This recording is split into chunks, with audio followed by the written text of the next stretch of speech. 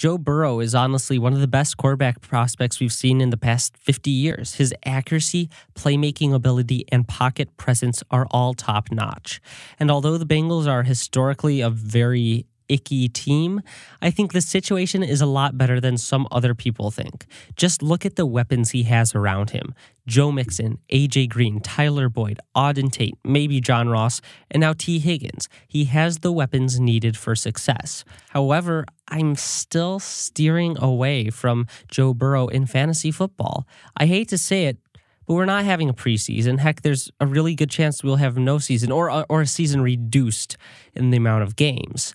The quarterback position is arguably the hardest position for rookies to master, and with limited playing and practice time, I don't see Joe Burrow as a prolific fantasy option this year.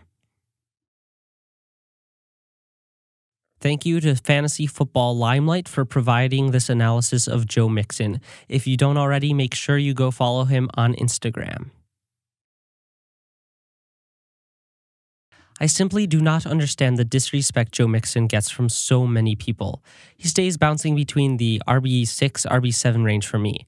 When you look at how he picked up steam in the last half of the season in 2019, I don't see how you can't be very intrigued with him in 2020. He was a high-end RB1 over the last several weeks of 2019, despite a terrible offensive line, subpar quarterback play, and a wide receiver core not doing a ton to help the offense outside of Tyler Boyd. Now you're looking at an offense getting their best lineman back from an injury in OT Jonah Williams. They drafted Joe Burrow as the franchise quarterback as expected and added T. Higgins at the wide receiver position to add to the core that will have A.J. Green back on the field.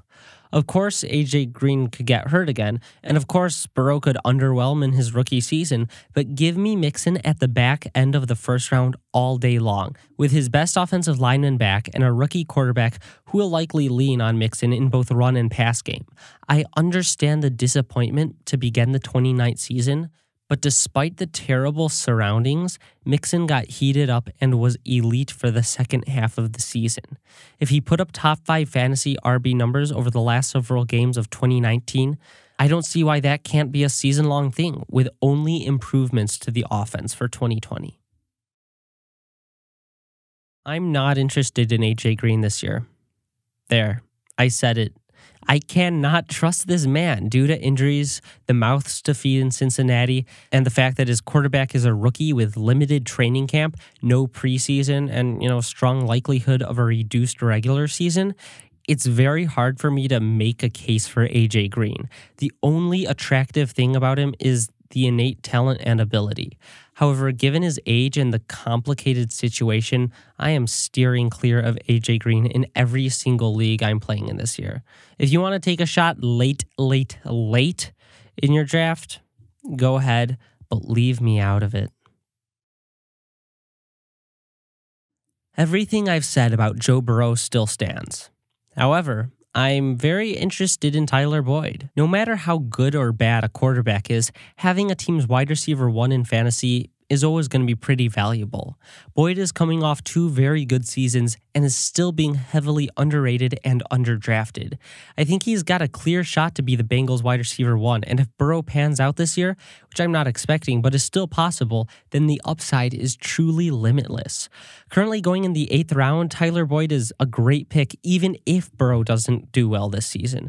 Being drafted near players like Tyler Higbee and Deebo Samuel, who has a broken foot, Tyler Boyd is a great pick as a wide receiver 3, but I could easily see him performing as a wide receiver 2 or even higher. Tyler Boyd is a must draft.